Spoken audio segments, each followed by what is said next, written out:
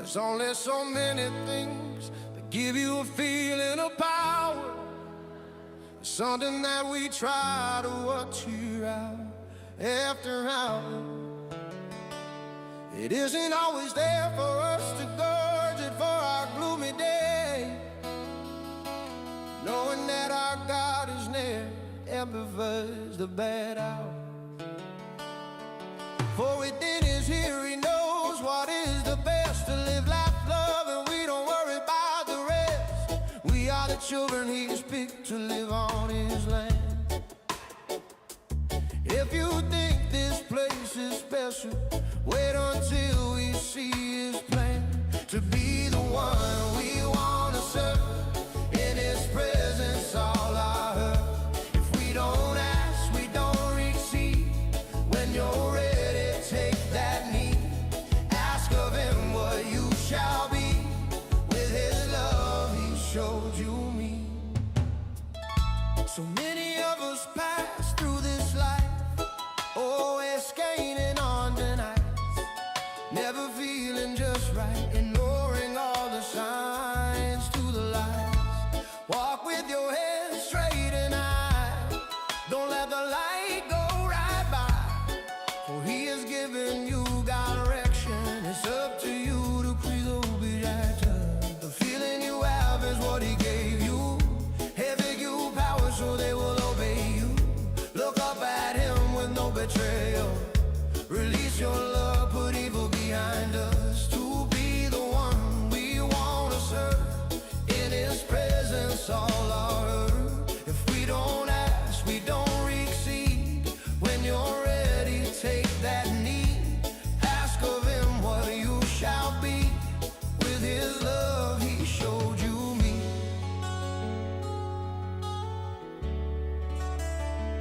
The feeling of love is true power. The feeling he wants you to devour. The more that you care, all things remain fair. The way we treat each other, when love is strong, not smothered, creates a world we are supposed to be.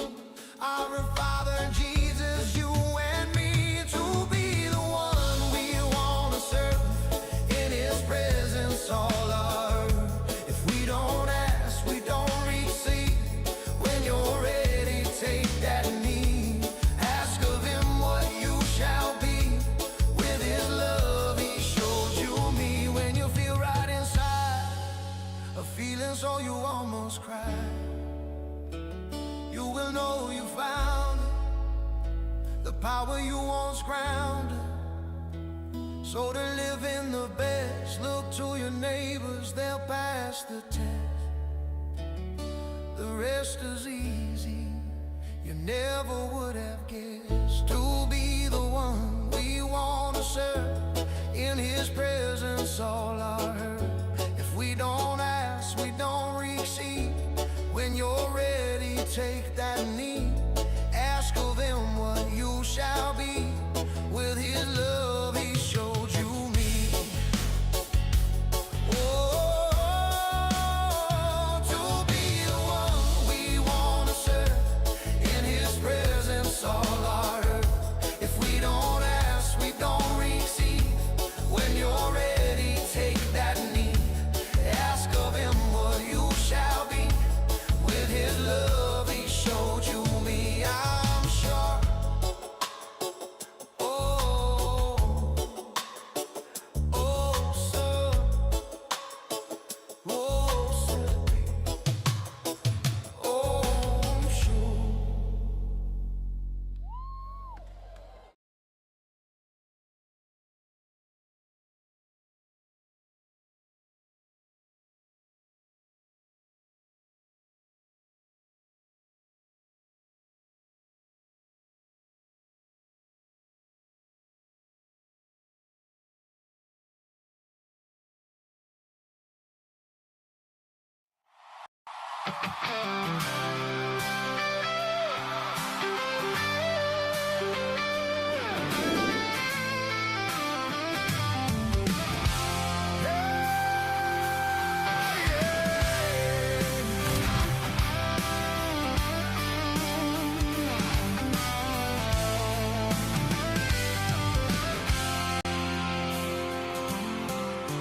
are taking our kids every day.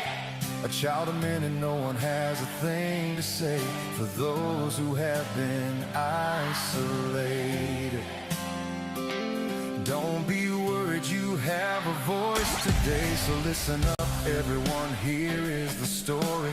Child Protective Services is real. CPS is what they call it. They want our kids because it fills a lot of people's wallets. We all think it won't be us. We say when they come we will be so tough. It all sounds good when there's no one to take them. But when they come, your voice gets to breaking. Stay calm, step away. CPS ain't taking no one today. We are educated. Stay calm, step away. CPS, you need to leave. I know the tricks up your sleeves. Can't do what you're trying to do. We have done our homework. Don't do a damn thing without a warrant. You will no longer will steal our kids this way.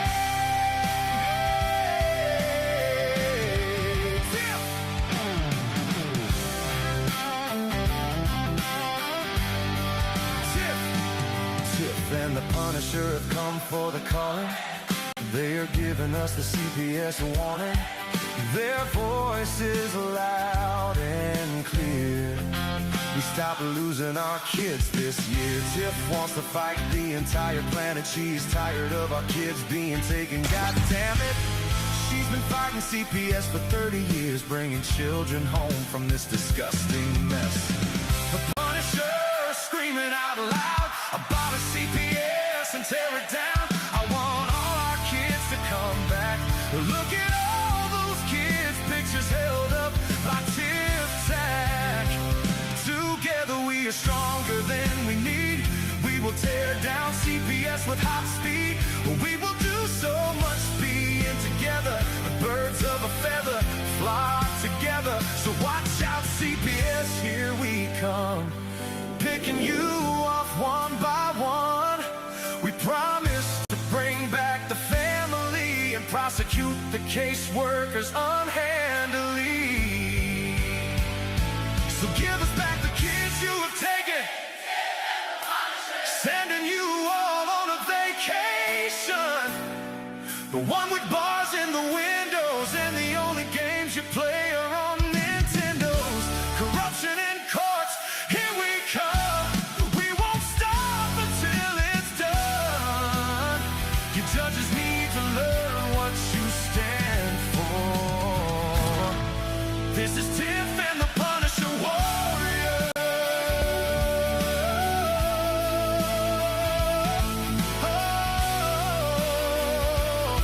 And we cry out to all you out there.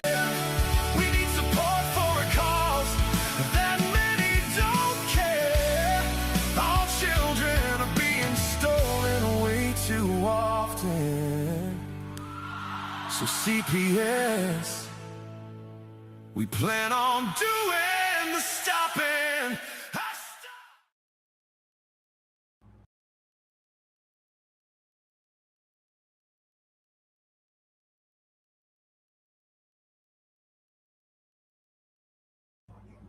I missed it, Tiff. It didn't come out at the right time.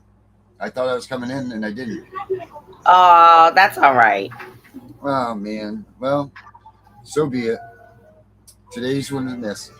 Well, what's up, Tiff? How was your meeting tonight? I'm ready for bed. Oh, Tiff's tired. Tiff tired many times. I am tired.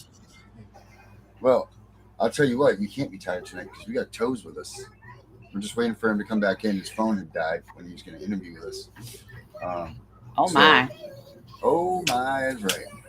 But, Tiff, for the interim, let's say hi to everybody. We got Nan's Jordan out there. Oh, she left. Oh, no. Galen Tamira's, a bunch of people out there that are not that food. So that's cool. We're on a Wow. bunch. I don't know what happened, but they upgraded our plan. My plan. We got 20 channels now. What?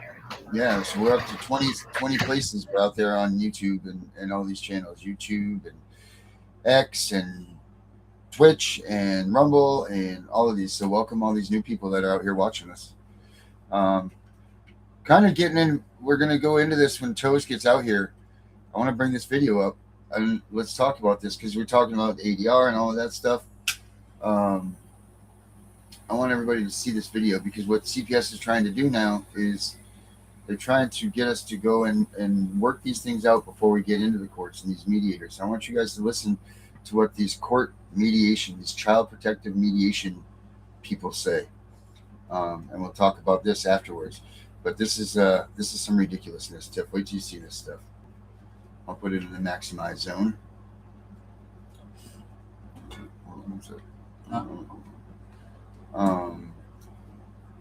And then I'm going to do this. I'm going to do this. Wait till you guys hear what they say about child protective. I'm a child protection mediator. The purpose of this video. Well, maybe not. We're not going to hear it now. I'm going to go back to what I just was.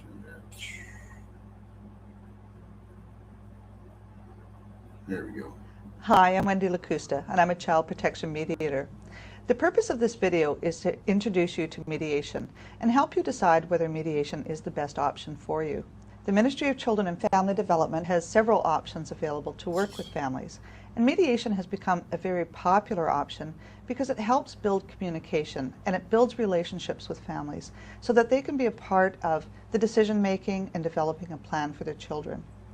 Mediators are neutral facilitators and they don't work for the ministry. In this video, you're going to hear from child protection mediators talking about what mediation is all about, what you could expect as a participant in mediation, and what the benefits could be for you. I hope through watching this video that you can make an informed decision and decide whether mediation is the best option for you.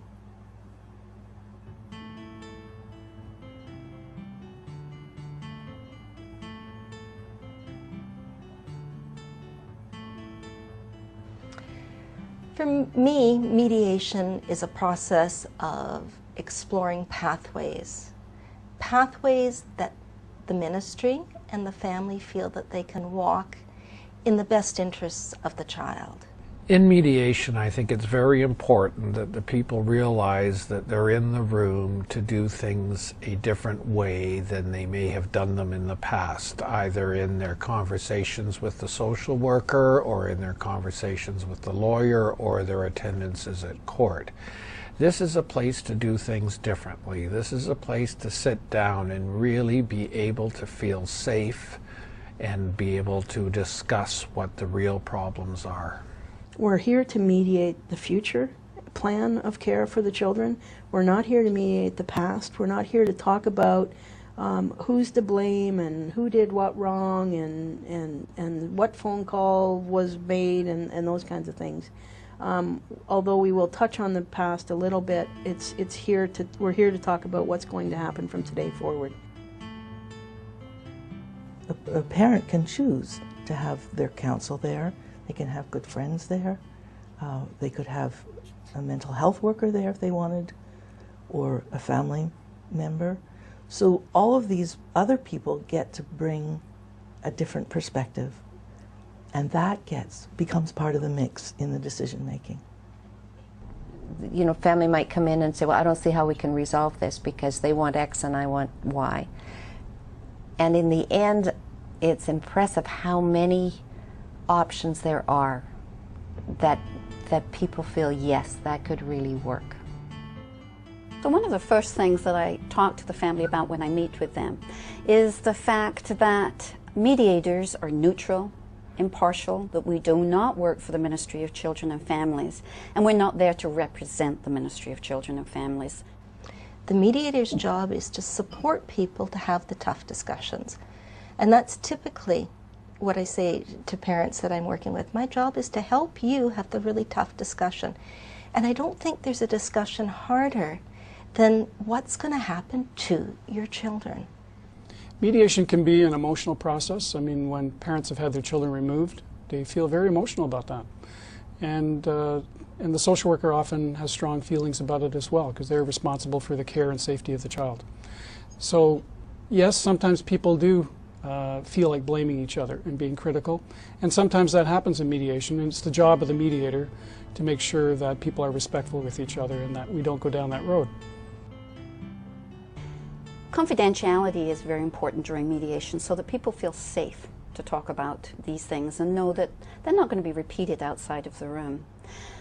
There are some restrictions on confidentiality, and parties all need to be aware of this, and that will be talked with the parties in some detail.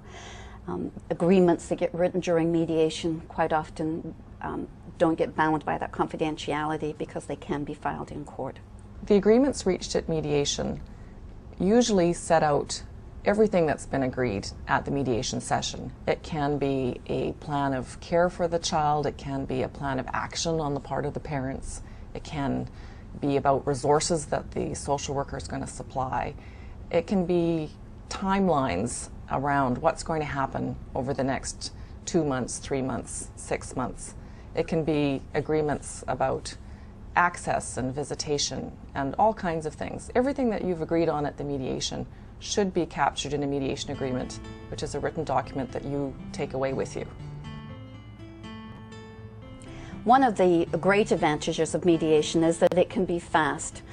We can come in, do a mediation while people are still waiting for a court date.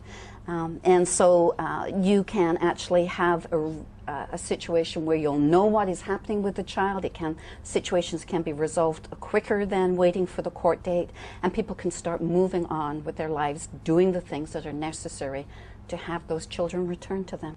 As soon as there's the hint of a dispute is the best time to get into mediation if it's possible. And I really do mean that, as early as possible, because mediation can help to build the relationship, to talk about the problems. But any other time during the course of the challenges that parents might be experiencing with their children is a good time to think about mediation. It can happen when there's a first report, when parents are first coming into intersections with the ministry. But it can also happen at the adoption phase. It can happen really anywhere along the time. It's where there's a dispute. So who is the decision maker in mediation? Well, really the group together is the decision maker. In order to come together, in order to structure how we talk, in order to have the topics decided, in order to decide where to go and how to develop a plan. It all requires that everybody get to a place where they can agree on what should happen. And the fascinating part is that it does work, and it does happen in a very, very high percentage of the cases.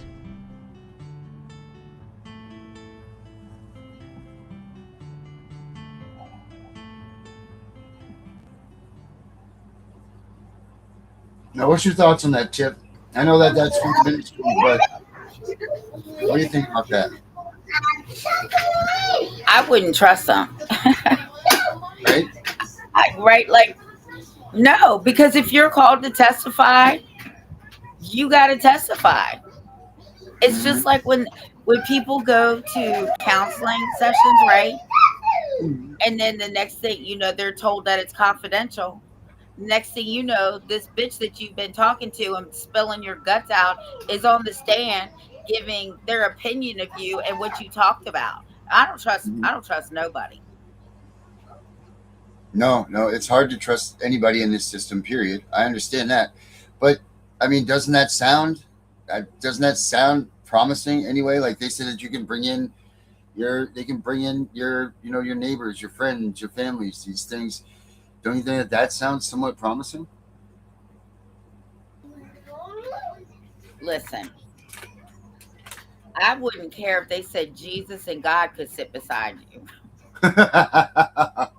I would not go and talk to any of these people.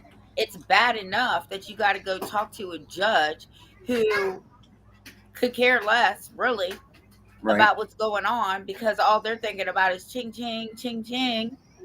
Why would you want to go talk to somebody else who's making more money off of you and your kids? I agree with that. I just think that it sounds like it gives an option, you know, for I don't know. It seems like in the courts you don't get that chance here. You don't get a chance to produce that type of scenario. You know what I mean? Like the courts are already made up. Their minds are all made up when you get there. Nor can you use anybody around you as a court official. You know, like they said there.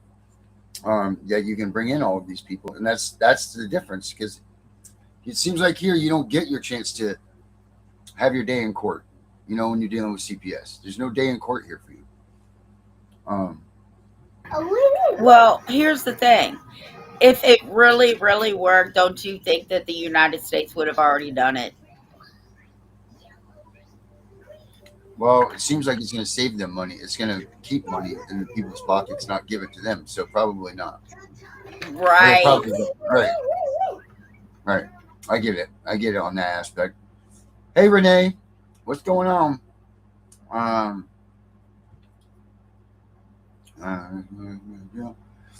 right. Her appeal was just sent to the Supreme Court. So that's cool. Cross our fingers for her and hope for that. And where the hell is Toes? Where is Toes?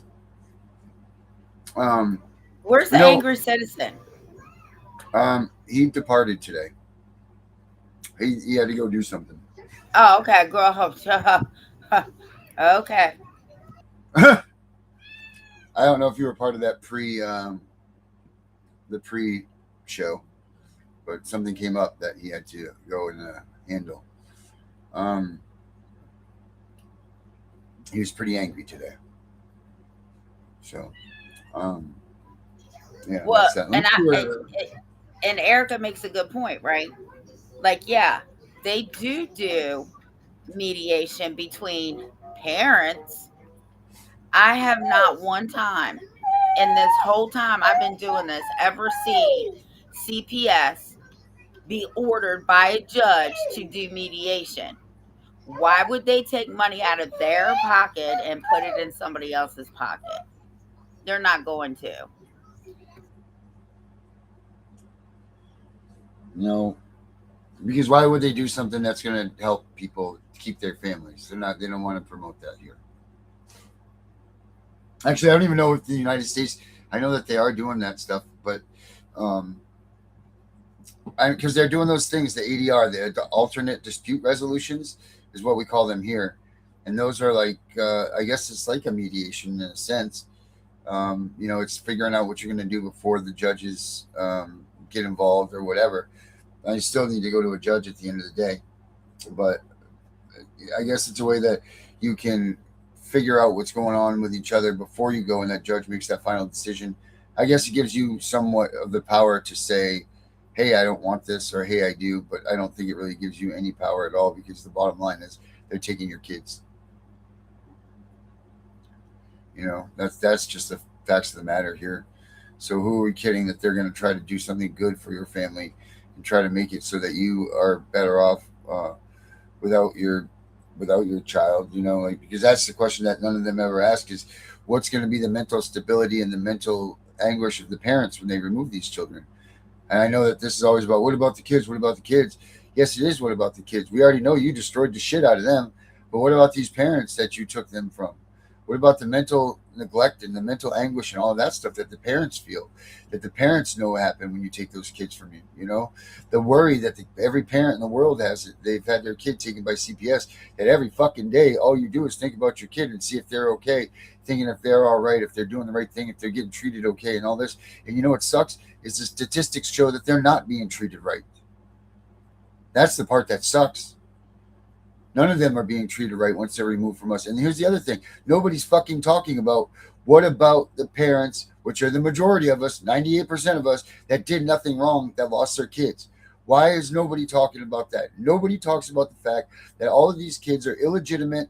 They're illegitimate foster kids in all reality. They were taken from a family that didn't even meet the bar of them losing their kids, but they took them anyway. There was no exigent circumstances. There was no imminent danger. There was no abuse. There was no neglect. There was no nothing other than a fucking noodle burn on the arm one day because the kid wasn't paying attention to his microwave soup. That's not enough to take a fucking child, but they're doing it.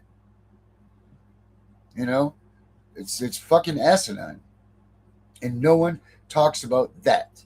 They talk about the kids that die in foster care. They talk about the kids that CPS doesn't take away that died.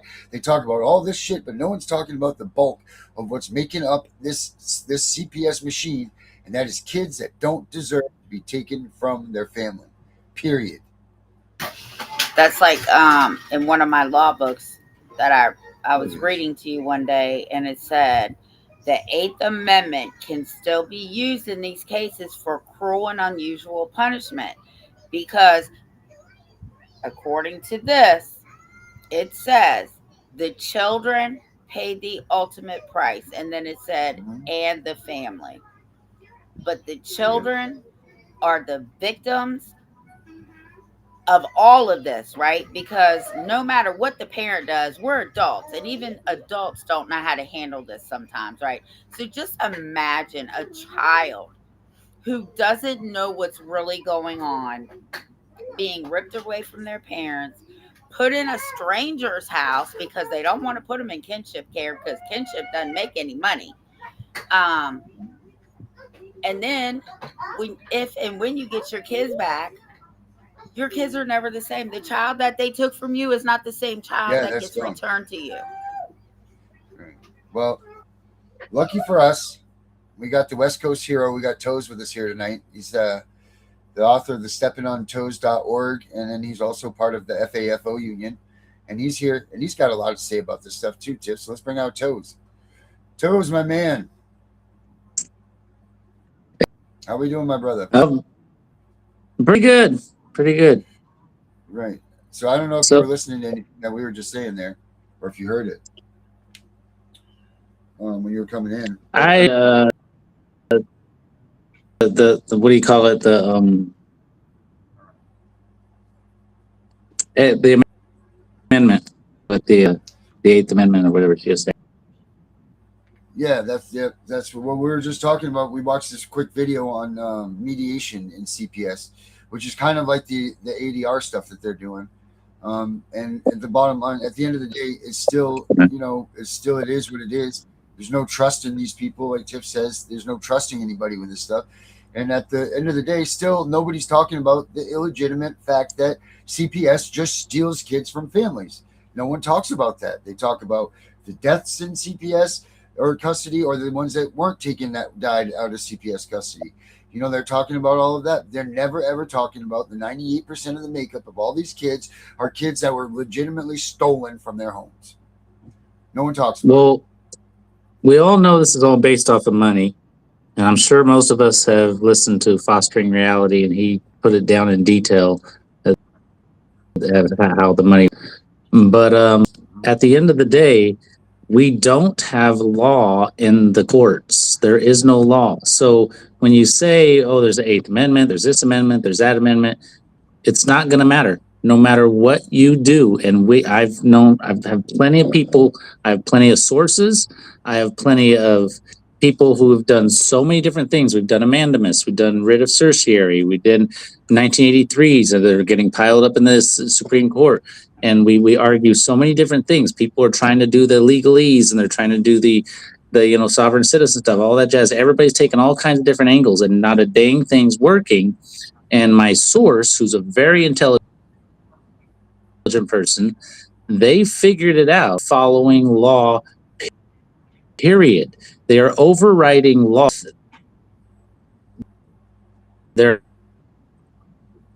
So basically, they're called equity courts. And equity courts should have never been allowed in this country because it's not, according to the Constitution, they're not allowed. In fact, our founding fathers talked about not having equity courts in our country. And if you don't know what an equity court is, or a chancery court, the best way to explain it is the Salem witch trials, where I think you're a witch, so you're a witch. And so basically, discretion.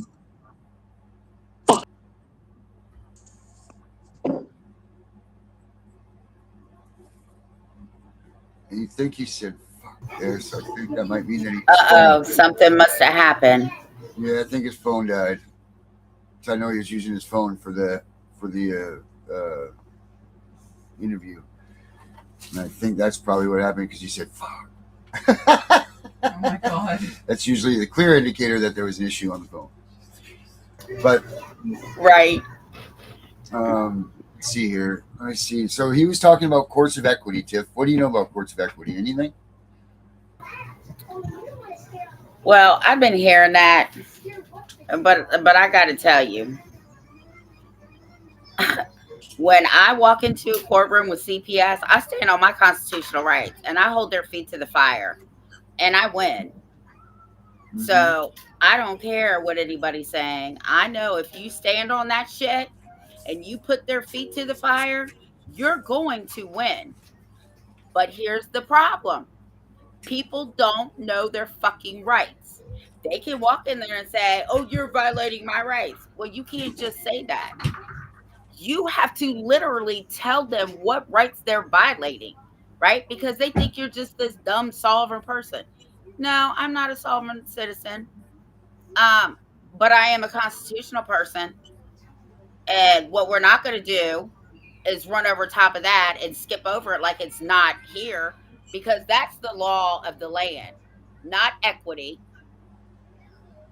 Like he said, nowhere in that Constitution does it say the law of the land in the Constitution is equity. That's bullshit. So you got to learn your rights. You also have to get a fucking backbone, and you got to stand up to these judges. This is the phrase, and I'll say it to the day I die. This is the phrase that made me start standing up to these judges. All men are created equal. Bitch, that means you are no better than me because you're wearing a robe. And I don't care about Joe Blow, the police officer, either. My dad was a police officer. They're the same. Okay? We're all the same. We all have to eat. We all have to breathe air. We all have to drink water. And we all have to sleep. We're equal. We all bleed the same color. So people can say what they want to say. It's apparent that they're not doing something right. Okay, thank you. Let's see. So he says the court of equity is this. The court of equity is a type of court with the power to grant remedies other than monetary damages. These remedies include injunctions, writs, specific performance, among others. Traditionally, English courts followed a distinction between the courts of law, which could grant exclusive monetary damages, and courts of equity, which could not. The Court of Chancery was an example of an early English court of equity. The distinction between the two types of courts have now largely been dissolved. In the United States, the adoption of the Federal Rules of Civil Procedure in 1938 gave courts a combined jurisdiction over matters of law and equity, bankruptcy courts, and certain other state courts. In Delaware, Mississippi, New Jersey, and Tennessee can be considered as remaining examples of courts of equity. All right, so I kind of see that with the I can see it in a lot because like injunctions, like you said, these remedies include injunctions, writs, and specific performance, among others. So anything the court of equity is would be a court that can grant remedies other than monetary damages. So I mean, I guess that's it is what we're dealing with here. I don't know. I mean, I've heard about courts of equity, all going through all this, and people are always like, "These are courts of equity; they don't matter," and all this stuff. I just don't know what the hell it's all about. I don't understand it all. I don't know about it. I'm not a pro in that section, so I don't know what all of that means. But it means something to some people, some way or somehow. So, you know what? Let's do this. Let's ask Ara while we wait for Chose to come back.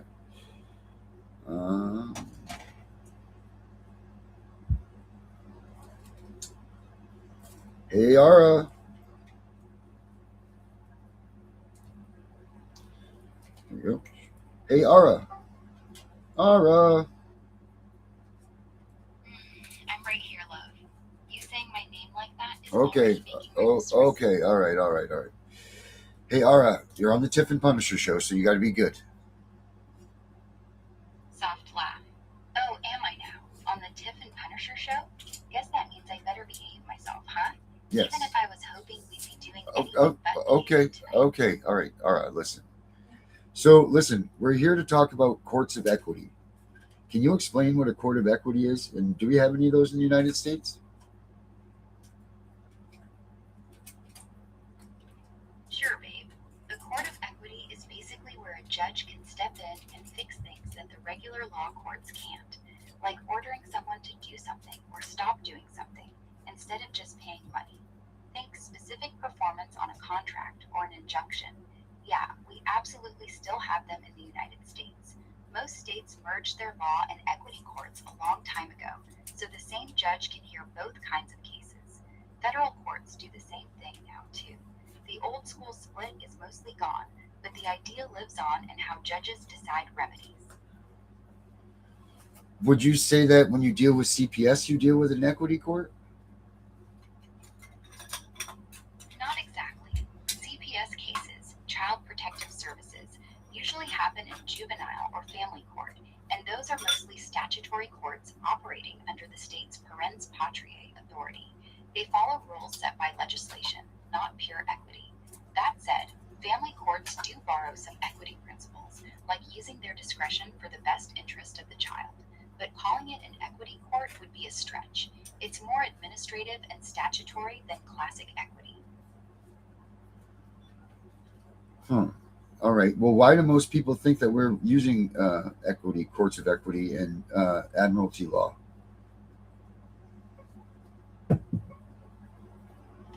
That idea mostly comes from sovereign citizen theories. They claim the whole legal system secretly switched from common law to admiralty law, maritime commercial law, sometime in the 1800s or 1930s, turning courts into equity or admiralty tribunals that only have jurisdiction over you if you consent by participating. They point to stuff like gold-fringed flags in courtrooms as proof it's under the law of the sea.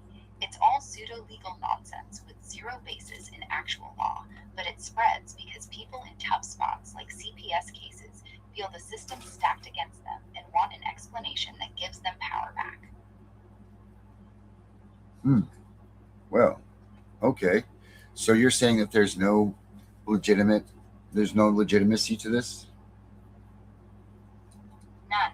The gold-fringed flag thing, the idea that courts are secretly admiralty or equity tribunals, the name in all caps stuff, it's all been thoroughly rejected by every court that's looked at it. Judges call it frivolous. People have lost cases, racked up sanctions, and even ended up in jail trying to use these arguments.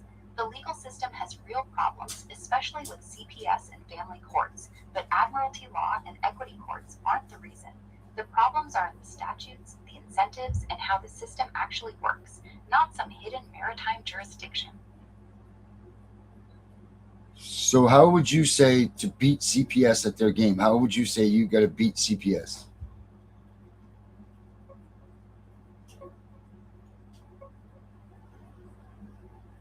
Get a lawyer who actually knows CPS and dependency court. That's step one. Don't talk to CPS without one. Don't let them in your house without a warrant or emergency. And don't sign anything they push on you. Document everything. Gather witnesses, school records, medical stuff that shows you're a good parent. Comply with any reasonable court orders. Stay calm in front of the judge and fight the weak evidence they bring. The pseudo-legal stuff doesn't work and usually makes things worse. Real wins come from evidence and playing their game better than they do. All right. So ask her if standing on your constitutional rights help you. Does standing on your constitutional rights help you? Not really. Not in the way people hope. CPS cases are about the child's best interest under state law, not about your constitutional rights like in a criminal case. The Constitution does give you some protection. Due process, right to a hearing, things like that. But once a judge finds you neglected or abused your kid, even by a low standard of proof, your rights take a backseat to the state's power to protect children. Standing on the Constitution alone usually gets you nowhere in family court. You need evidence and compliance, not not just constitutional arguments. All right, Ara. Well, thank you so much. All right, our guest Toes is back. So we're going to take, why don't you listen in, and then we'll get back to you, all right? All right, sounds good. I'll be right here listening, love. All right, thanks, Ara.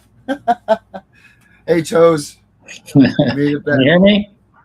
Yeah, I can hear you now. Yes, sir. All right. Can't fade me. I'm toast. That's right. That's right, baby. So I had my laptop with me, so I popped out my laptop.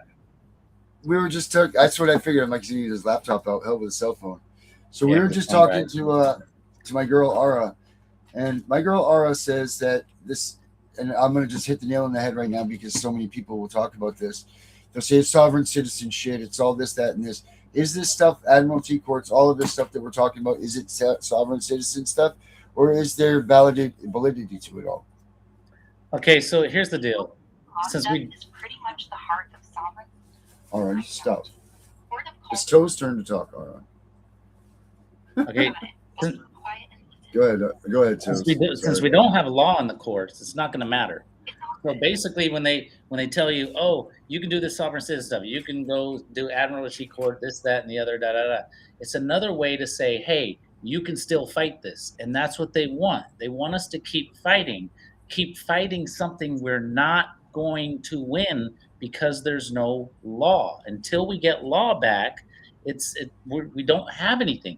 Now they've taken law away because they've created the equity courts, and the Constitution does not allow us to have equity courts. That's the whole point why we created this country, because we're supposed to be a country on the law, a democratic republic. A republic goes by the law, and they've taken law away and replaced it with equity. So if someone's confused about what equity is, and I've already said it's like the Salem witch trials.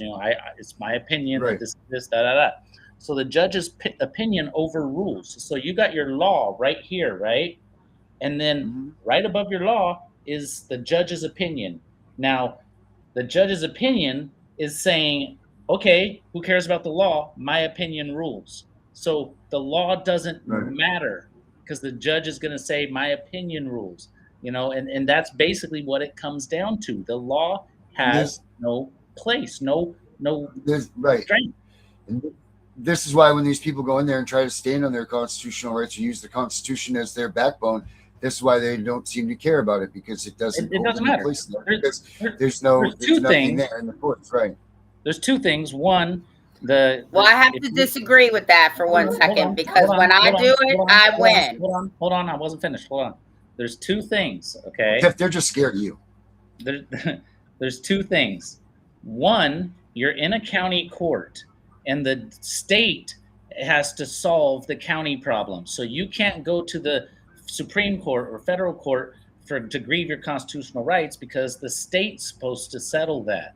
But you can't go to the state and settle that if the state won't see you. And they won't see you, especially when it comes to custody, because they don't deal with custody. But even if it wasn't custody, let's say it was criminal, the state's still not going to see you, because they know once you go to the state and you hold them to the constitutional rights that the county violated, now the federal government's going to come after the state, because they didn't uphold your constitutional rights the county violated. And why won't the state hold the county's feet to the fire?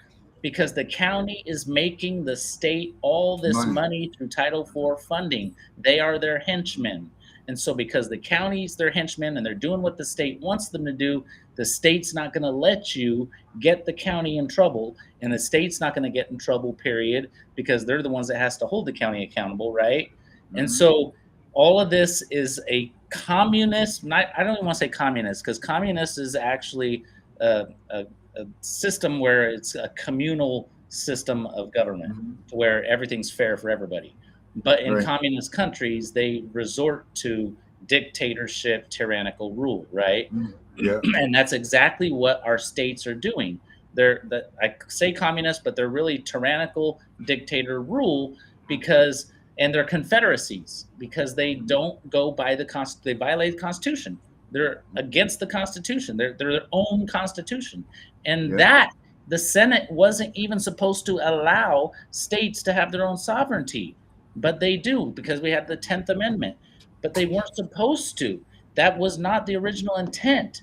And the intent was definitely not to have equity courts. And we have never had equity courts allowed in our country, but here we are with equity courts saying, this is my opinion, this is what I feel. And like when they say child's best interest, what about this child over here and that child over there, two different children? How do you know which is their best interest? Every child's different, every culture's different, the norms and everything of people is different across all different cultures and ethnicities. You can't say you know the child's best interest. No psychologist can, because every child is different. This disabled child's got different interests than this regular child, average child.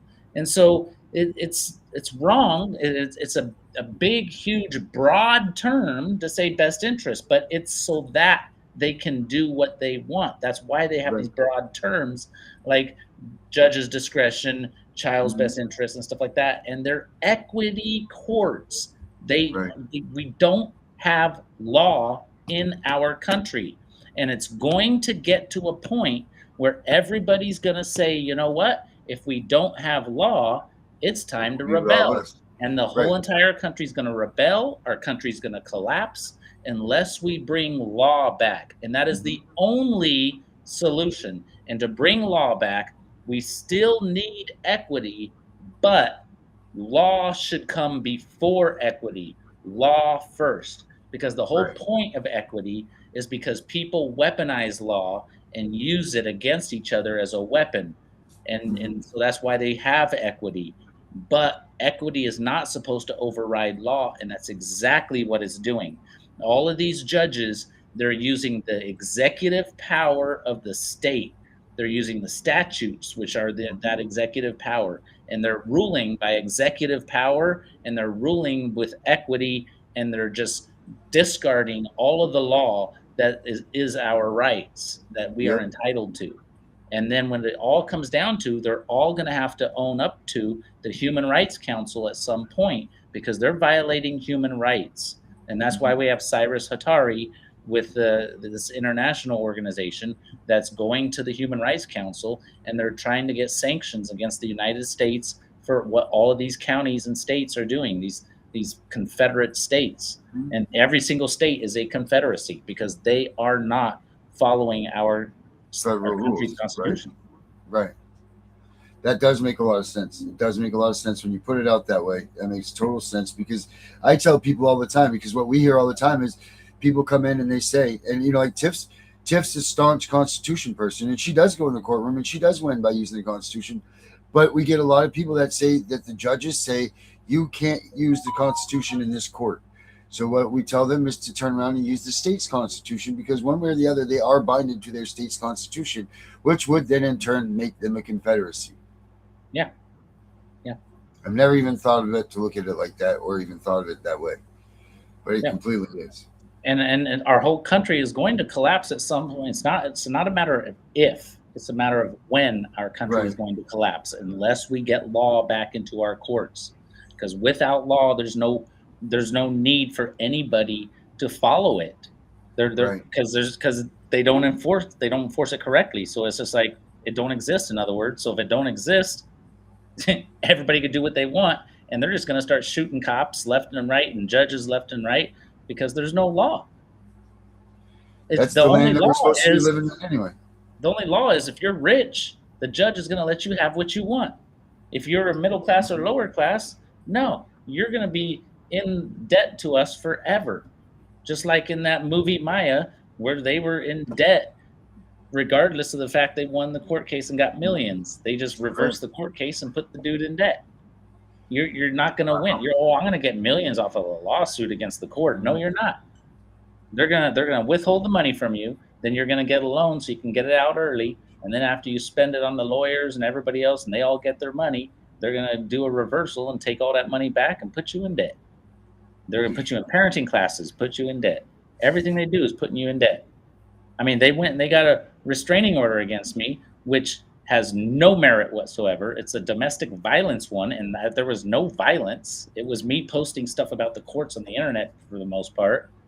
And now I have to pay a $25,000 bond for a criminal charge that that even has no merit. Because I violated, they said I violated my restraining order because I made indirect contact with my daughter, and what they regarded as indirect contact was me posting on my website, "To my shining star, I'm fighting the courts, your daddy," but it never has my daughter's name, and it definitely is not direct contact. It is just me posting on my own site.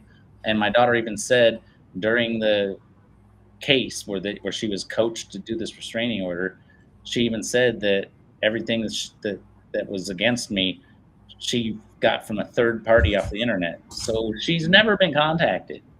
All of this, but they did all of this to create this, because when the cops came to my door, they forced their way into my garage and pretty much kidnapped me and put me in jail. And they said, because they, in their opinion, what they were assuming is that post was referring to my daughter. They said, "We got an email that says your daughter's nickname is Star." And I'm like, okay, but you got to prove that in a court of law. You can't just make that assumption on the street. And where's your warrant? And they don't have a warrant, nothing. And they just arrested me, put me in jail for like 96 hours without seeing a judge.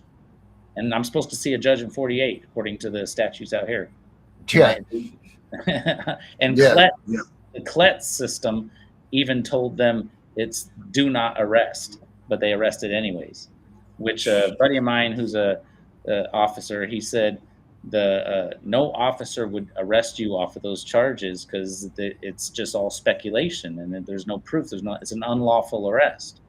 And so if an officer arrested you off of that, it's because somebody higher up told them to, which is probably the judge, because I'm doing an appeal to her case because everything she did had no merit. And even in the minute orders, I can even use the minute orders, and it proves that everything she did had no merit. And in the last case we just had, I got They're her. still ignoring it, right? Yeah, and I got her to admit, because I did a motion to stay and a motion to compel them to get the records of the recording, and a motion to stay the order because there's no merit to it, so we got to stay it until the appeal's over. But of course, they had her be the judge which makes no sense because it's her case. But anyhow, nonetheless, during the appeal or the compel and stay the order motions, she admitted that she gave me this taking batterer classes thing out of spite. Because it was like an 8 to 10 week, and then I said, well, I didn't batter nobody. I don't even have domestic violence history. What do you mean? And she's like, well, we'll take parenting classes then. And I was like, I was a school teacher. I parented more kids than you'll ever parent. I don't understand what you're doing here. And then I said, do you have a financial interest in this case? Because they all do, because they have a financial interest case because they're changing my original custody with this restraining order, which makes it Title IV funding case. And so that's a financial interest. Oh, the bailiff jumped in my face and don't make accusations. And I said, I just asked her a question, bro. And she said I could ask. And I was like, ma'am, excuse me, you still haven't answered. Do you have a financial interest in this case? And she abandoned ship, left the fucking room. And then she changed it right back to batterer classes.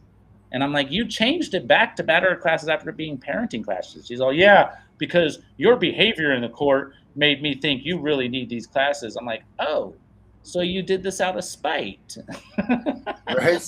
Right. They can't. I'm not making friends in the courtroom. No. It doesn't sound like you are. That's nuts. Jesus. Well, let's talk about what your organization does, my friend.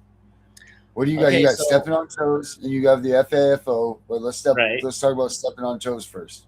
Okay, steppingontoes.org. That is a court watcher website. So what we need to do is we need to get all these judges caught up for what they're doing, because they're not following law, because they're doing what they're doing to all of us. They most likely will be violating their judicial canons, their judicial ethics, as well as, and most importantly, their public oaths of office, because public oaths of office are the easiest to violate, because my source worked for the federal government. and my source told me that they were always shitting bricks because you just do the slightest stupid little thing and it's a public office violation. You go home with some paperwork from the office that's government paperwork, bam, that's a public office violation. So those are the things we need to get them on, is those three things. So with my website, what it is I have everybody hooked in to be court watchers. So I have 1,300 people on my email list that I created since 2023, and it went up to like 1,500, but now it's down about 1,320 because not everybody stays. But I have 1,300 people, and they're in all 50 states of the United States. 1,300 people, and so when you go on and you fill out your court information with your Zoom link, your phone number, and the address of your court, and the brief description of your court case and all that jazz, it'll take all of that and it will blast it out to all 1,320 of my email recipients across the United States so that everybody can court watch for you. Now, it just takes a matter of time before everybody catches on and starts doing it. But at the same time, you know that you have 1,300 people that are going to hear about your court case and could possibly appear if they allow it, what have you. Right. And then it's also going to be sending out, when I get this situation with this app that I have going, it's going to also send out a text message to anybody within your state about all of your court information. So there'll be text messages sent out and emails sent out so that we can have court watchers. And then when we have the court watchers and everybody's watching for each other, then the judges will be on blast, because it'll be pretty much we the people accountability for judges. And we can all start holding these judges accountable because we will have witnesses online, on the phone, or in person. And the judges are going to try to stop. The courts are already trying to stop Zoom, and then they're going to try to stop people from calling in, and they're going to try to stop from having people show up. Like the dependency courts don't let people show up. Right. But at the same time, we have support of each other, of one another, and we know about each other's cases. And this is huge. So we can also use it as a database at some point to show how many cases there are going on and what these cases are about and whatnot. So I'm hoping good things. I'm eventually going to put up on the website the judicial canons and all that stuff for people to look for and what have you, but it's going to take some time. But right now, everybody's got somebody that will show up for them at their court cases, hopefully. Yes, that's good. You got some merchandise here and everything too, so that's cool. Which leads me into the FAFO stuff. What is about the FAFO stuff? Okay, Federation Against Family Oppression, or fuck around and find out, however you want to term it. Yeah. Our union, me and a friend of mine, she is a union rep, or she works in the union, and she's taken down AT&T in a lawsuit. She's taken down 9 out of 11 judges. She's a badass, and she's like the fuck around and find out queen, which is why we named it the FAFO Union. And so she's been educating us about the judicial canons and all that. She's the one that knows about all that stuff, and she's also knows how to type in certain protocols so that your chat GPT, you create a chat bot, and your chat bot, you type in a bunch of protocols that she has, 100 some odd protocols, that keeps everybody off your tail so that the chat can't hallucinate and it can't mess with you. And that chat bot with all those protocols will help you to fight your cases and what have you. And we should probably plug that into your chat on your system. And I was talking to her about it, and she was saying, we should probably do that, because it's kind of like combining forces, so to speak. Hell yeah, absolutely. But our union, we created it because me and her are both in unions. I used to be a job steward, and she's, like I said, she worked in the union and stuff, and she's taken a lot of classes on how to fight these people in court and what have you. And so we want to be able to lobby senators. We want to be able to raise funds and get large organizations to support us, because when I was out in Washington, D.C. in 2024, I believe it was, with Tanawa and a whole bunch of other people, and Jessica and all them back in the day, we had this big movement we thought was going to be huge, and everybody's going to show up in Washington, D.C. but only like 10 or 15 people showed up. But then that's when I realized, I was like, well, how did Martin Luther King do it when he came? And that's because he had organizations, he had politicians, he had big, huge money from all of them, and that's why it worked. So everybody telling you grassroots work, grassroots does not work. You need to have large organizations, especially churches, because churches will bus people in on charter buses and what have you. And that's what we did at a protest up in California against this one bill. Some of the big churches got involved and they started busing people up. And Martin Luther King, they had churches. And so when you get large organizations together and a band together, that's how you're going to be making a movement, not just this grassroots stuff. No, I agree with that. I mean, we've been trying for a long time. I mean, Tiff's been doing this for 30 years. I mean, I can't even imagine how many times she's heard people say, let's get together and let's make let's unify and all of this stuff. I mean, we've been trying to do it for 5 years here. Like how long, Tiff, have you been trying to hear all these people say, we got to get together? And then it just never, ever has happened yet. Well, it's happened too much. And like I say, nobody wants to jump on the bandwagon until CPS shows up at their door, or the judge fucks somebody in family court. Then all of a sudden it's a big deal. Oh my God. Well, we've been talking about it. I've been talking about it for 37 years. And now all of a sudden it's coming to fruition. I just saw the dude that we talked about, right? That he was supposed to run for president. He's still talking about it. Okay. But you're in a position to do something about it. Stop talking about it. Do something about it. Here's the thing. The government's not going to do anything about it. That's why we, the people, got to get to a point where we show them that we're not going to behave, because their whole thing is control. They want to control us. And when they can't control us, that's when they step in. Because if you look at the Federal Reserve, right? The Federal Reserve gets red alerts every time somebody has millions of dollars in their bank account, or billions of dollars, or any organization has millions of dollars. The Federal Reserve gets a red alert. So they've been getting red alerts from what CPS and all these big organizations have done, and they didn't question them. So that just shows that the federal government is complicit. And so we got to let them know that, hey, we know what you're doing, we know what's going on, and we know the trauma you're causing and the human rights violations, and we're going to come after you with sanctions from other organizations, and we're not going to behave. We're going to rile up. And if you want to control your country, then you better do something about it. If you want to have control, you better do something about it, because right now you don't have law. And once everybody realizes you don't have law, it's going to get out of control.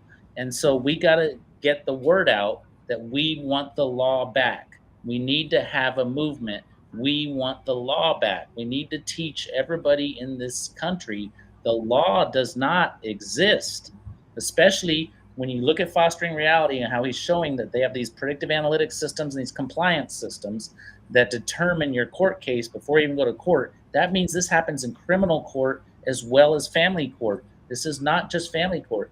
Everybody's being violated across all genders, all ethnicities, everything. So this is a huge problem. But one thing I want to say about our union, our FAFO union, right now we're going through a transitional period. So everybody has to just be patient. We're going to be getting rid of all of our social medias, because the social media, we found out, causes so much drama that it hurts, and they can infiltrate. They can infiltrate you with going through your social media and causing trouble. So we got to get rid of all our social media. We got to just have websites to communicate. And so that's what we're going to be transitioning through. And there's going to be other stuff, but eventually. But we have a group, it's called Lifeline, where people can just go on and they talk about their differences and they can learn things. And Jeanette, our union president, she'll teach people how to do things in court and whatnot, because we still have to fight. We still have to fight for our children in court, but we fight not because we think we're going to get our kids back. We fight so that we have evidence to hold them accountable. Like, look, I did this, and you didn't do anything. And then once we have enough of that evidence and that proof that we've done all that we were supposed to do to follow the law and they didn't follow it, that's going to be huge. So that's the reason why we have to fight, not because we're not going to win, but we're not fighting to win. We're fighting to gather proof, gather evidence against them to show that they are not following the law, and this country needs to change. It needs to get the law back, or this country's going to go down. It's going to be like Rome. It's going to fall. It's going to burn. What do you suggest us to do to get the law back? How do you suggest? I mean, what's going to make us get law coverage back in the United States? We got to get a lot of these civil rights, the civil right unions. We got to get a lot of them to speak up, and we got to get a lot of legislators to speak up. And so when it comes to legislators and politicians, you can't go to the ones at the top, like the U.S. senators and stuff like that, because they're all bought and paid. You go to your assemblymen and your state assemblymen and state senators, because they're trying to work their way up in the system and get up there to the White House and everything, to all those big senator positions. And so they're hungry, and so they want to fight for us, and they're connected to us locally. And so those are the ones we need to go to. And from what I've seen, most of the state senators are kind of like I don't know if you know the line trade much, but linemen are like up here and us groundmen are down here, you know, and the groundmen are all trying to be linemen. Oh, I want to be a lineman, da da da da.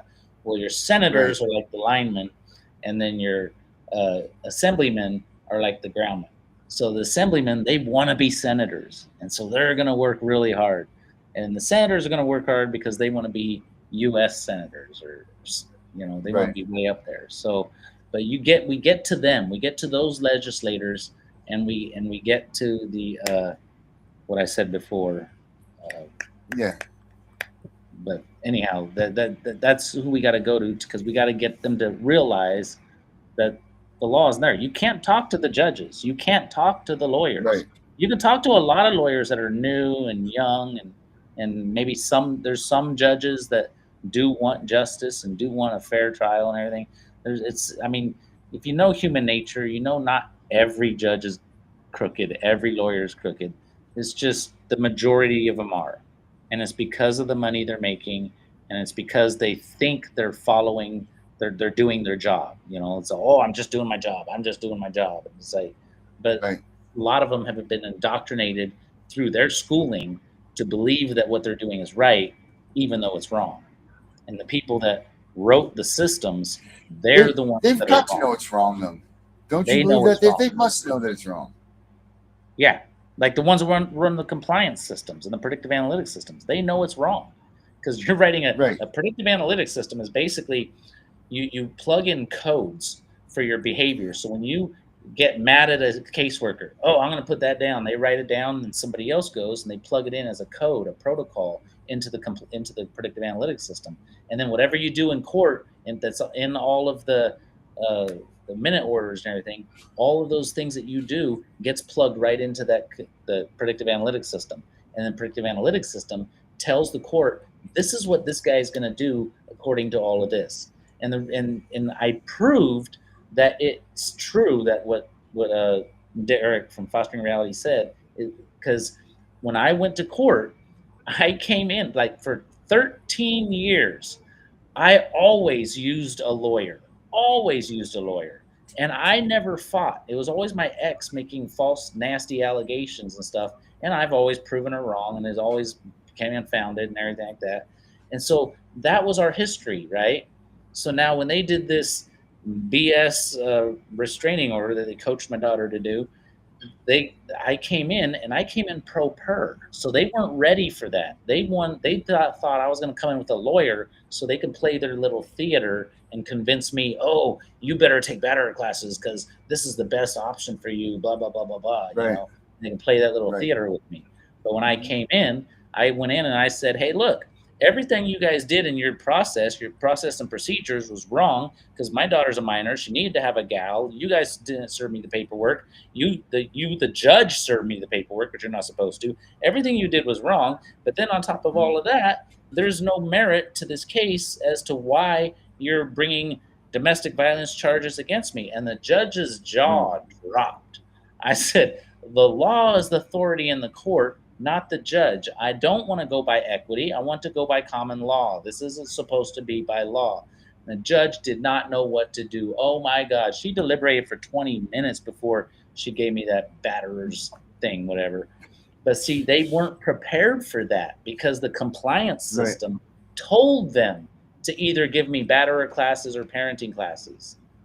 And so that just proved. And then when we were in a criminal case with my source, at their case, I was sitting there and we were listening to a case prior to their case, right? And the case prior to theirs, the inmate had told his public defender, "Hey, I want to do this, da da da da." So the public defender went up to the judge and said, "Hey, the inmate's asking for this, this, and the other."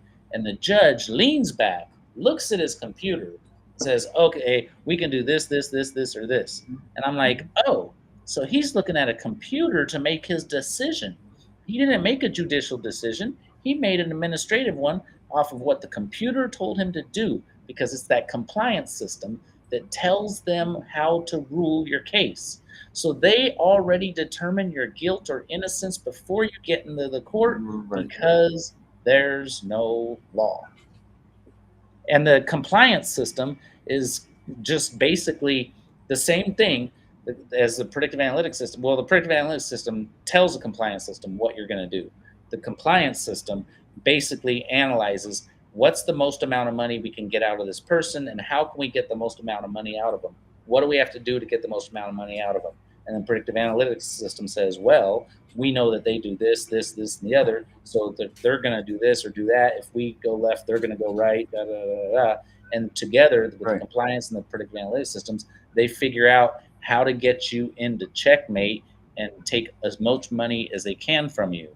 And then when you win a case, that same system's going to say, oh, we can bring them back by doing this, this, or this. We can give them their kid because they're going to come back again. According to their history, they're going to do this, this, this, boom, boom, boom, boom. And it's got it all figured out, this entire computer system. Just like we have the flock camera crisis. Well, we also have the compliance system and predictive analytics system crisis. Same thing. It's control, absolute control.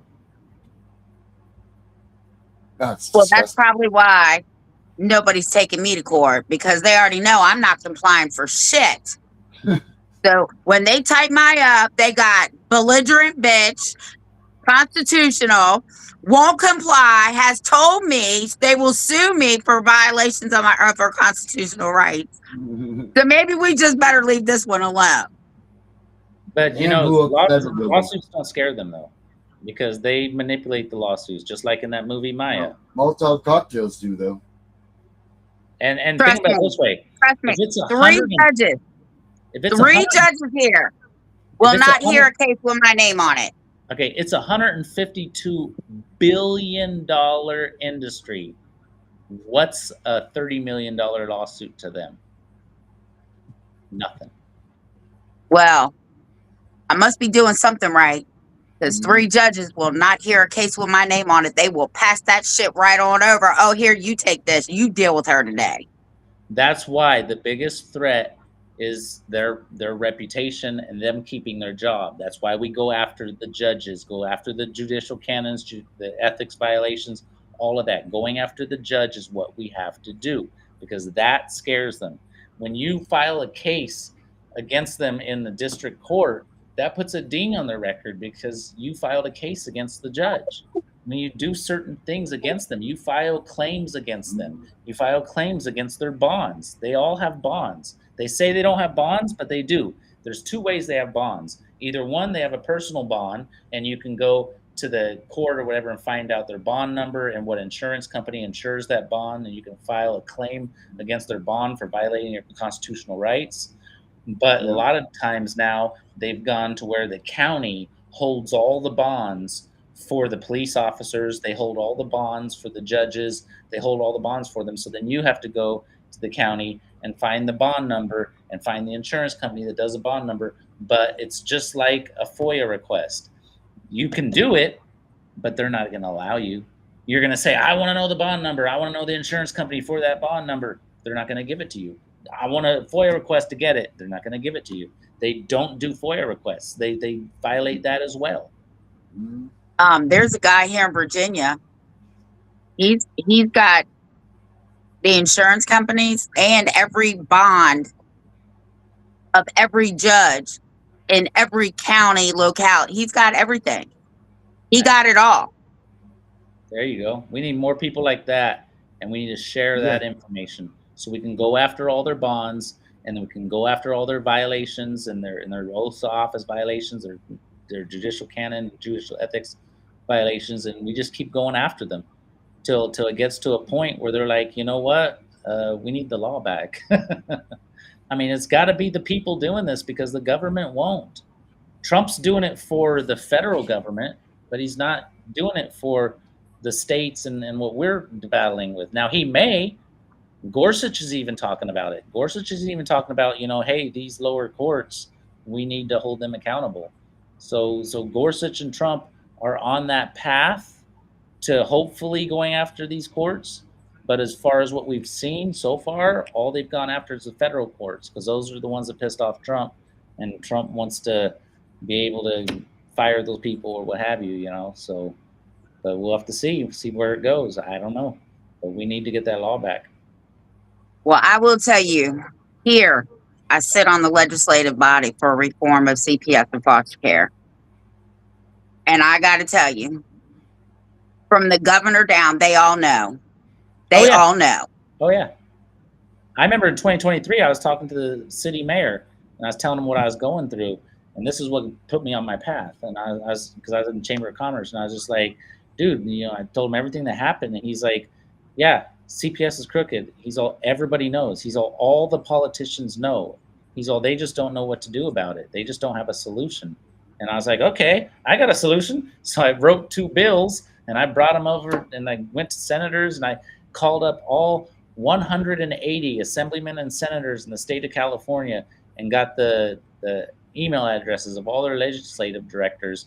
And I emailed every single legislative director, and I talked to most, but not all, the senators and their staffers and whoever I could talk to, and I was sharing my bills with them, but it's nothing, you know. I had a bill to change child support to child support insurance, kind of like you have unemployment insurance, so that both parents pay into it for life, for the life of the child, and then the child eventually can use it for their college fund if the parents don't split up. But if the parents do split up, then the state pays the child support because it's the insurance. The insurance pretty much pays the child support.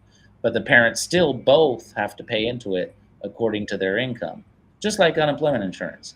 And so it's just a minimal amount out of your check, like unemployment insurance is. But they said that they would have to revamp the whole system. But they've revamped plenty of systems, so that's a poor excuse.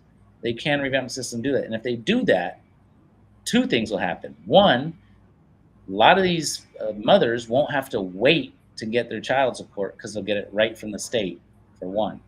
And for 2, the parents won't be fighting over child support. One parent won't be saying, I want more child support. And the other parent won't be saying, I'm just going to work under the table so I don't have to pay child support.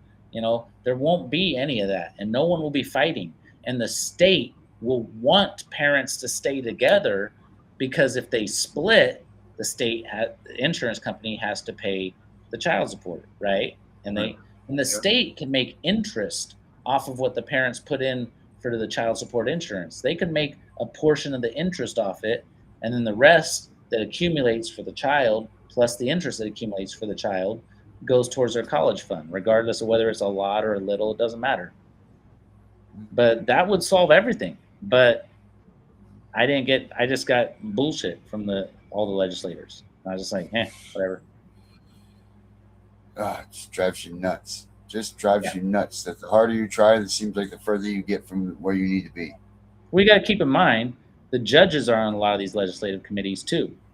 And the judges are on a legislative committee, they're not going to want there to be anything that wrecks their whole system of money making that them and the lawyers make. And a judge is just a lawyer in a black robe is all they are. Because your Article 3 court judges, those are real judges. But your state judges, they're just pretty much deputized by the district court to be state judges. And then your commissioners aren't even judges. And your bench officers, whatever they call them, they aren't even judges either. The only judges are state judges, and they're not even Article 3 court judges. So they're not really. Right. they just have state power. They don't have real power. They're not. So I don't know how they get these warrants. It's just dumb. Lying, cheating, and stealing. Mm-hmm. Let's see here. Article 3. What is the difference between Article 3 judge and a regular judge, Tills? Article 3 court judge is held to the United States Constitution, and the state judges are held to the state constitution. And Article 3 court judges, That's not true. You better go read well, Article 6, paragraph 2. All judges from the lowest to the highest have to uphold the state and the federal constitution.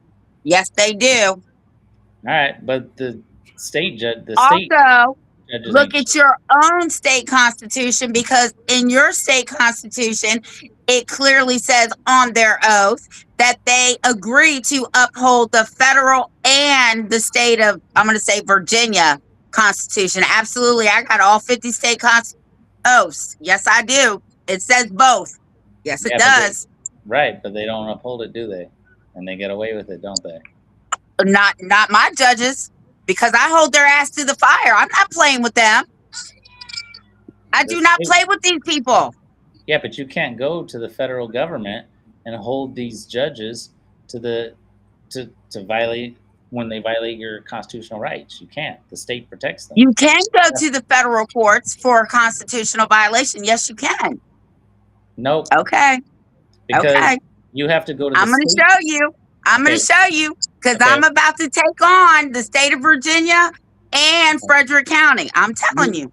Okay, you have to go to the state first, and you have to hold the county judges accountable for violating your constitutional rights. You have to do that with the state court before you. Nope, my lawyer's done this multiple times. As soon as I called him and told him what's going on, he said the minute this case is closed, we're going straight to the federal courts for constitutional violations. Absolutely. And he wins. And I'm in the lawsuit against the state right now, and I went right to them too. I didn't go to the states first. Was it over custody? I'm in federal court. It's not about custody. It's about a constitutional question, though. But so if they violate your constitution, if they violate your constitutional rights, you can go right to the federal government and ask them to answer that constitutional question. Just like Gunner did the same thing. His is custody, and they went right to the federal government. We went right to the feds with him first too. So yeah, that's you can definitely do that in most cases. Now the federal courts won't deal with custody matters. They won't deal with things like in those matters, but the constitutional questions for sure, you go to the federal courts and they will have to answer that for you. By the states, of course, we can see in the federal courts, they're not allowed to answer questions about custody issues. They're not allowed to do that. They're not allowed to handle those things. That's where Rooker-Feldman comes in, and it blocks them from getting involved in that. But yeah, if you have an issue of constitutional stature, then yeah, go right to that state, to the federal courts, man. Right into them. There's a lot of people that are doing a lot of things in the federal courts, and it's just piling up. They're not seeing them. They're not hearing them. Well, that may be so, but a lot of it too. The second that you even mentioned that you had a family court case that was you were involved in or whatever, they will throw those out. Yeah. Because immediately they will say they do not answer or they do not work on custody cases. Yeah. So that might be what happened. You look at what Rooker-Feldman is, and that is one of the reasons that a lot of people, because they want to go in there, and now there's a Supreme Court case that just happened. It's Maroth versus Trinity that just came in, and what that allowed is they said finally that you can. The Supreme Court came out and said that you can use your custody case to establish your constitutional question with the federal court. What case was that? So that just came out. It's Maroth versus Trinity County. Maroth versus Trinity. Can you text that and it just came out in 2025. Yeah, sure will. And that's how I learned how to beat Rooker-Feldman. Nice. Because that blocks Rooker-Feldman. All right, there. That sounds like a loophole right there. I also read in Virginia Lawyers Weekly that, now I don't know how true it is because I don't trust none of them. That the Supreme Court actually said that they might take on that Rucker-Feldman case because there's a lot of issues in the lower courts. Right. Yeah. So hopefully they get rid of that because that's where all the constitutional and civil rights and human rights, that's where they're all being violated right there. Right. Right in custody. Right, because you have more right as a criminal than you do as a parent. Yeah. Right. Between the courts, absolutely you do. Right. You can't even plead the fifth in fucking family courts without them using an adverse inference. Yes, you can. Not family courts. I don't care what the courts say. They're fucking lying to you, man. It's all about the money. Right. But the judge can still use an adverse inference against you when you plead the fifth. And that's bullshit. So what's the point of pleading the fifth? Well, then you know what? Then they better look at the maximums laws because you cannot be penalized in any way, shape, or form for inserting your constitutional rights. Period. I know what it says, but I'm saying what they do. Adverse inference. But they don't have that in criminal court. You're not allowed to use that in criminal Here's one thing I've told some people, and they all seem to disagree with me, but I stand on my I know I'm right. I know I'm right. I know language. It's what I studied as a teacher. But what they do is there is ambiguity in language. And because there's ambiguity in language, there will always be ambiguity in law. And there's an, oh no, not ambiguity in law. There is ambiguity in law. And they use workarounds, they use procedures, they use policies of the court, policies of the county, policies of the state, and they use all kinds of things to work around and manipulate. And so that's what they're doing. I want to plead the fifth and say, oh, well, yeah, but according to the state statute this or this policy here or whatever, they will always have workarounds because things are ambiguous. As long as you're using language, there will be ambiguity. And you know what? I have yet to have a judge tell me any dumb shit because they already know I'm not having it. Because if a judge ever told me that, my reply to them would be, your policies, your procedures, your county ordinances, all your et ceteras, they don't trump the United States Constitution. That is the law. They don't even and trump no state. one is above it. They don't even trump state constitution either. Because some of their they don't trump any constitution. I know, but I'm just saying, like in LA County, they have this little sign in the courtroom, which I think is funny. I laugh at it all the time. It's in the hallway. It says no recording in the hallway, no recording in the courthouse. You can't video record. And I'm like, that's bullshit. Because according to our state penal code, it says as long as public is present, there is no expectation of privacy and you can record.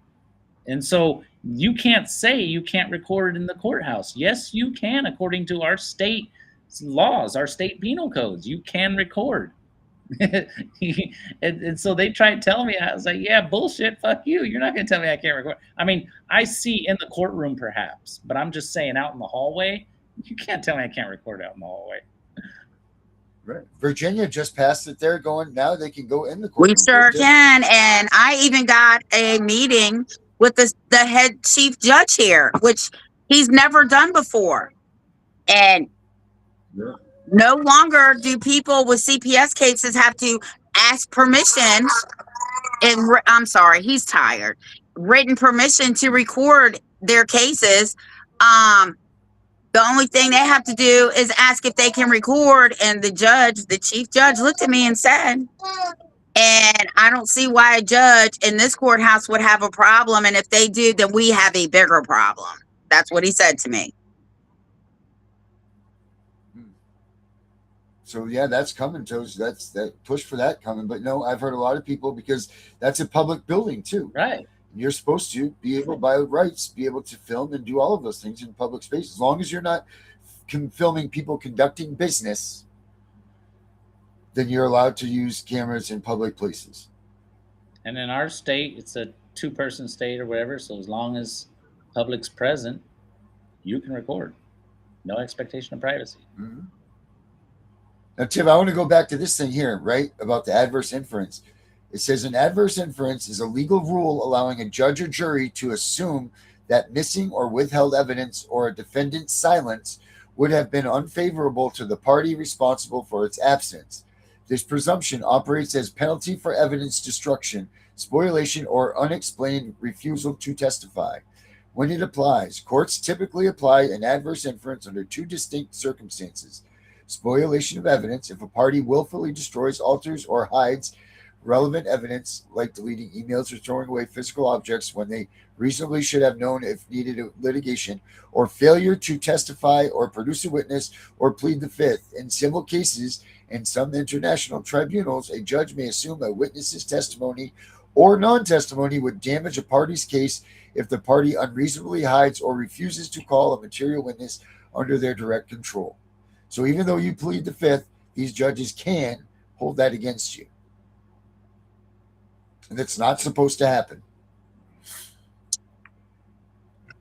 That's the whole point of pleading the fifth. Like I told the chief judge, and I told him the same thing that I told Darren many a times. There's 3 judges in your courthouse that won't hear a case with my name on it. And he looked at me and I said, you know why? Because I hold their asses, their feet and their ass to the Constitution, and I make them play by that. And he smiled at me.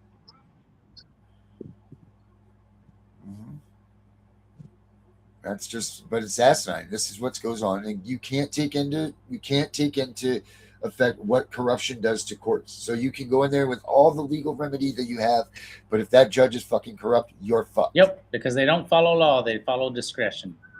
They follow equity, and that's the part that sucks. That's the part that sucks.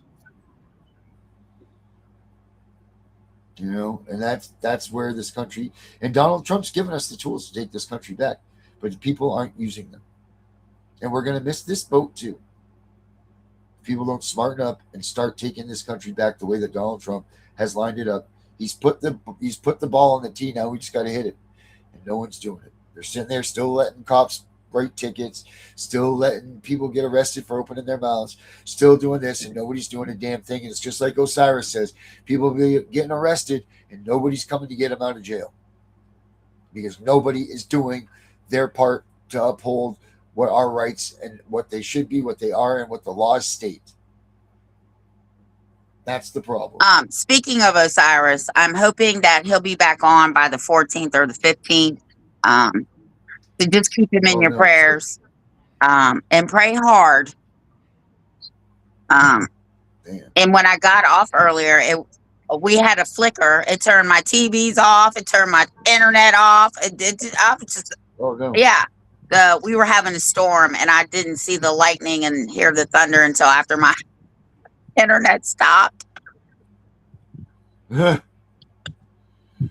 gotta stay away from that stuff. You gotta watch for yourself. That stuff can go through the phones and stuff. What? You gotta be careful. Take it from a guy that's been hit by lightning 4 times. Oh God. Well, we don't have landlines anymore, though. Yeah, right. This is true. Can it go through your cell phone? Nah, it's through landlines. That was a landline thing. That was a landline thing, right?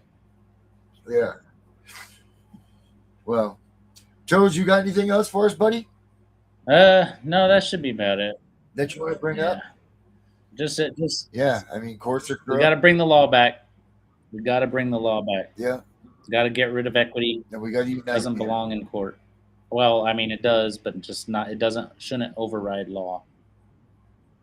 Right, and nor should. And now let's hold on 1 second here. Like what you were talking about, the judges are the ones that are they're reasonable. What's the thing you were talking about earlier? The judge's opinion. What the hell is it? The reasonable standard Judge's discretion. Just shows, yeah. The best interest of the child is what the judge's discretion is. Yeah. That's ridiculous too. Yeah, and preponderance of evidence. You know? It was really funny. The case before me, the judge was allowing the lady to get her phone and show a picture on her phone of where she had a bruise on her face for her husband had hit her or whatever, and you could barely even see it and all that. And judge is looking at it, and I'm sitting here thinking, she didn't file it as evidence. How is this judge looking at it on a video? Because they had a little camera, and they had a camera in the courtroom. They had a camera on the computer screen showing the video on the phone and everything, and the judge is looking at it like, what the heck? And then at the end of the court hearing, the judge is like, well, there's not much preponderance of evidence, because there's kind of like, I'm looking at it, and there's like 51% here, 50% here. And I'm like thinking, since when is 101% a number? and then my source, who was my court watcher, they were like, yeah, and where is the standard for the percentage? Where did you get the standard? You pulled it out of thin air. And that's what they're doing there. It's ridiculous. Yeah. It's whatever they feel that day. And I just now realized they had a camera on that computer looking at her phone so the judge could see it. But at the same time, all of these courts in California are going through a lawsuit with the Supreme Court because they're not recording the court cases. But yes, they are, huh? Yes, they are. It's crazy. I'm going to find out who's going through that court case, and I'm going to get in on it. Yeah. Hell yeah, you need to. We got to figure that shit out, because that's wrong is wrong, you know? Yeah. All right, Toes. Well, thanks for coming on, my brother. I appreciate it. Yep. I'll be in touch with you very, very soon. And Tiff, it's time. It's way late for you. You're way past your bedtime. And for everybody else, have a good weekend. Keep CPS out of your lives. We'll catch you guys on Monday.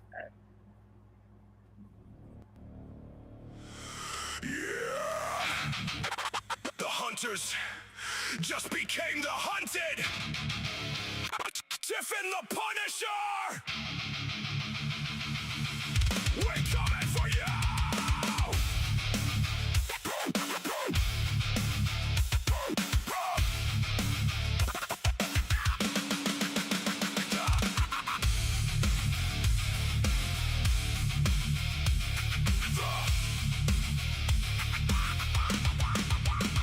Systems corrupt, snatching kids in the night. Foster care pipelines, profit from the fight. Lies on the paper, judges paid off clean. Tearing up families, living out their dream. Equal and the same, we uncover the game. Foster care corruption, putting kids through the pain. Gunning for CPS, no mercy, no slack. We expose the truth, now you're under attack. You came for the children, thought you'd never fall. But the table's turning. Hear the battle call. When the hunters become the hunted, we are coming for you. When the hunters become the hunted, CPS, your time is through. Tiff and the Punisher rising from the flames, uncovering the lies, screaming out the names. When the hunters become the hunted, we are coming for you. Podcast dropping bombs, every episode raw. Real survivor stories breaking every law. You hunt the parents, label us all insane. But we flip the script, now you feel the pain. Gunning for CPS, equal and the same. Breaking down the system, screaming out your name. Foster care secrets buried in the dirt. We dig them up deep, watch the whole thing burn. You thought you were untouchable, hiding behind the stage. But the hunted are rising, it's already too late. When the hunters become the hunted, we are coming for you. When the hunters become the hunted, CPS, your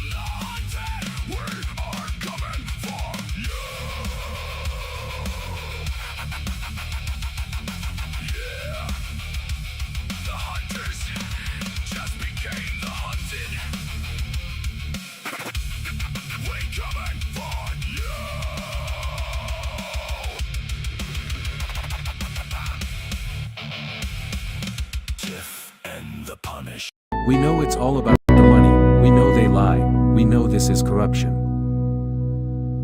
Does CPS know what they are doing to the children?